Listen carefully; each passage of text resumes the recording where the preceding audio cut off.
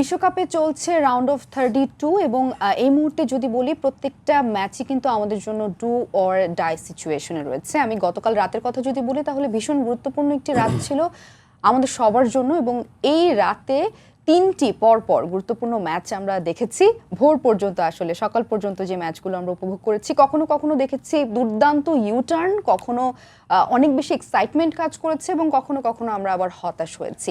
আমরা কি ভাবছি আমাদের এই সব কিছু নিয়ে, এই ভাবনা নিয়ে এবং সামনে আসলে আরও কি কি দেখতে হতে পারে এই সব কিছু নিয়ে কথা বলবো D box. Welcome to D box, this is your host Maha and a very good morning to you all. এবং আজকের ম্যাচগুলো নিয়ে তো কথা বলবে আমাদের সঙ্গে রয়েছেন আমাদের আজকের গেস্ট আশরাফুল ইসলাম রানা, সাবেক অধিনায়ক ও গোলরক্ষক বাংলাদেশ জাতীয় ফুটবল দল। Good morning. Good morning. So কি একটা রাত গেল, তাই না? আমরা টানা তিনটি ম্যাচ দেখলাম এবং আমি ম্যাচগুলোর কথা যদি আরও একবার দর্শকদেরকে একটু মনে করে দিতে চাই। শুরু করেছিলাম ইংল্যান্ড এবং কঙ্গোকে দিয়ে এবং মাঝরাত গেল আমাদের বেলজিয়াম এবং সেনেগালকে দিয়ে এবং এই মাত্র শেষ করলাম ইউএসএ বনাম বসনিয়ার ম্যাচ দেখে। কেমন গেল আসলে ম্যাচগুলো? আপনার কাছ থেকে আসলে জানতে চাই আমি শুরুতে, কেমন গেল? না, ওয়েল দেখেন, আসলে আমরা আপনার গত রাতে ইংল্যান্ডের ম্যাচ আর কঙ্গোর ম্যাচটা যদি আমরা ধরি, তো এইখানে কিন্তু অনেক আসলে রোমাঞ্চ ছিল, থ্রিলার ছিল। তো এইখানে আমরা ম্যাচ শুরুর আগে কিন্তু কেউ এক্সপেক্ট করিনি আসলে এইরকম একটা ক্লোজ ম্যাচ হইতে পারে।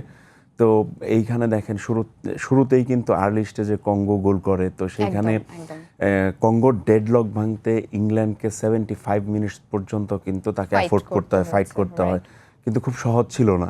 তো আমার কাছে মনে হয় যে আসলে নকআউট স্টেজের গেমগুলো এইরকমই কিছু আসলে আমরা প্রেডিক্ট করি, আসলে ওই সমস্ত প্রেডিক্টগুলো আসলে অনেক সময় আছে মাঠের পারফরমেন্সে কাজে আসে না।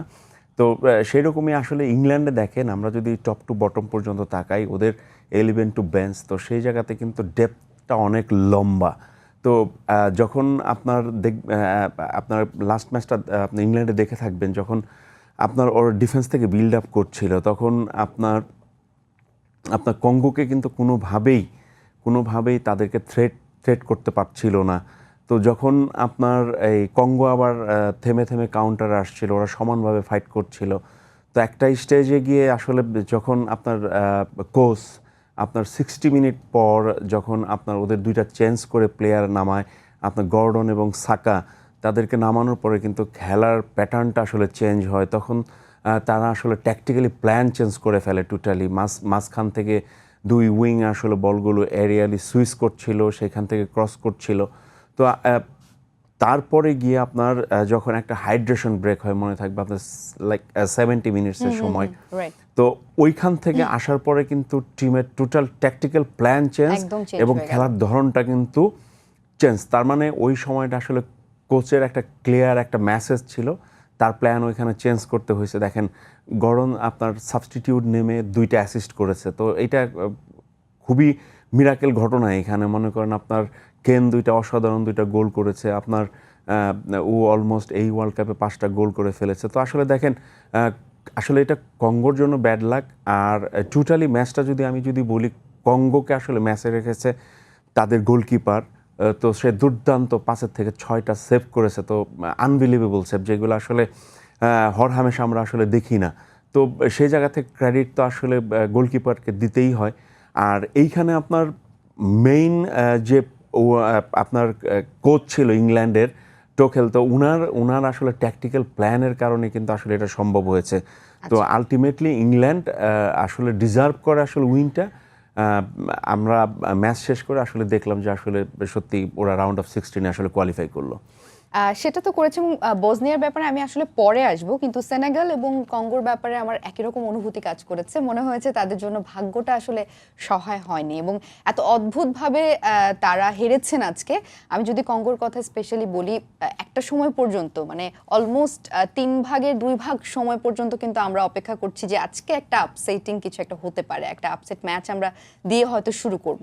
সেখানে হঠাৎ করে সবকিছু বদলে গেল এবং এক গোলে এগিয়েও ছিল কঙ্গো। সেখানে হয়তো বা আমরা চিন্তাও করিনি কঙ্গো এইভাবে নকআউট পর্বে একটা কামব্যাক দিবে।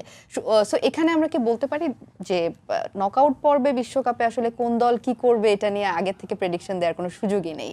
না, ডেফিনেটলি নকআউট স্টেজে আপনার আনপ্রেডিক্টেবল অনেক কিছুই ঘটবে। আমরা এইখানে অনেক ছোট ছোট টিম আসছে বা অপেক্ষাকৃত একটু দুর্বল টিম আসছে যাদেরকে নিয়ে আসলে আমরা বড় টিম বলে কাউন্ট করি, তাদের জায়গা থেকে যদি ধরি, তো আমরা নর্মালি তো আসলে চিন্তা করি যে যে সমস্ত টিমগুলো আসলে ফাইনাল অবধি যাবে বা সেমিফাইনাল অবধি যাবে, যারা ফেভারিট হিসেবে আসছে, তাদের তুলনায় তো ডেফিনেটলি আপনার কঙ্গোর কথা বলি বা সেনেগাল বা আজকে বসনিয়ার কথাও যদি বলি, তো এই সমস্ত টিম তো অপেক্ষাকৃত একটু হলেও আসলে দুর্বল মনে হয়েছে। তো তারপরেও নকআউট স্টেজে আসলে অনেক কিছু হতে পারে, কারণ আমরা লাস্ট 2-1টা ম্যাচ কিন্তু আমরা দেখে ফেলেছি অলরেডি, যে প্যারাগুয়ে দেখেন জার্মানির সাথে জিতে গেল।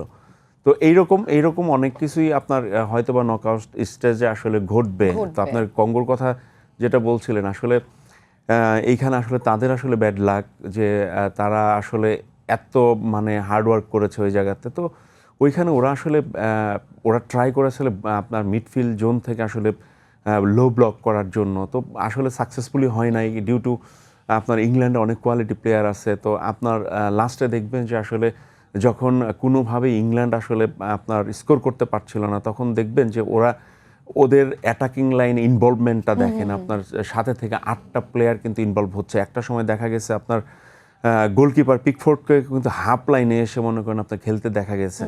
তো আপনার যখন ওদের ডেডলক ভাঙতে পারছিল না, তখন কিন্তু আপনার পাসিংয়ের আপনার লেফট টু রাইট আমরা যদি চিন্তা করি, তো অনেক বল সার্কুলেট করতে করতেই কিন্তু ওদের আসলে ডেডলকটা ভাঙে বা ডিফেন্স কিন্তু একটু হলো ওই মুভমেন্ট আসলে কঙ্গো খেয়ে হারিয়ে ফেলে। তো ওই সুযোগটা আসলে আপনার ওই সময় ইংল্যান্ডের প্লেয়াররা নেয়, কারণ আপনার তখন অলরেডি সাকা গর্ডন ওইখানে 2 উইং থেকে প্রেস করছিল, যেটা ফার্স্ট হাফে হচ্ছিল না। তো এটা আমি মনে করি কোচের ক্রেডিট, যে কোচ রাইট মোমেন্টে আপনার প্লেয়ার চেঞ্জ করেছে। তো ওইখানে যখন চেঞ্জ করে ফ্রেশ প্লেয়ার, তাদের অনেক স্পিড আছে, ইয়াঙ্গার। তো আমার কাছে মনে হয় এটা একটা ট্যাকটিক্যালি প্ল্যান ছিল আপনার টোখেলের। তো এই জায়গাতে আমি থমাস টোখেলকে অবশ্যই এগিয়ে রাখতে চাই। আর অফকোর্স এখানে প্লেয়ারদের তো আলটিমেটলি আপনার ওদের এফোর্ট তো ছিল। তো আমি দিন শেষে মনে করি যে ওরা একটা টিম ওয়াইজ ইংল্যান্ড ডিজার্ভিং, তো আমার কাছে মনে হয় ডিজার্ভিং পারফরমেন্সটাই হয়েছে। আমার এখানে আসলে একটা বিষয় জানার আছে যে কঙ্গোর কোন বিষয়টা সবচেয়ে বেশি শক্তিশালী আপনার কাছে মনে হয়েছে যে আজকের ম্যাচটা দেখার পর? আমার কাছে মনে হয়েছে ওরা মানে মেন্টাল স্ট্রেংথটা অনেক বেশি ছিল, কারণ তারা জানে যে আপনার ইংল্যান্ড ইউরোপের ফুটবলটা তো স্বাভাবিক একটু ফাস্ট ফুটবল খেলে, তো আফ্রিকানটা একটু পাওয়ার ফুটবল খেলে। তো গতকালকে আমরা যেটা দেখলাম যে ইংল্যান্ডের সাথে কিন্তু সমানভাবে, খুব বেশি আপনি পার্থক্য করতে পারবেন না, ওরা সমানভাবে ফাইট করছিল। তো ওরা স্পেশালি আসলে আপনার সেকেন্ড হাফটাতে যেহেতু 1-0 গোলে লিড করছিল, স্পেশালি ওরা আসলে মিডফিল্ড ব্লক এবং ডিফেন্ডিং ব্লকটাকে আসলে ওই জায়গাটা সিকিউর করার ট্রাই করছে। এটা খুব স্বাভাবিক, নকআউট স্টেজে আসলে এইরকমই হয়। তবে আমার কাছে মনে হয়েছে ডিফেন্ডিং এবং গোলকিপিং জোনটাতে গত ম্যাচটাতে ইংল্যান্ডের সাথে ম্যাচটাতে অনেক বেশি টাইট ছিল।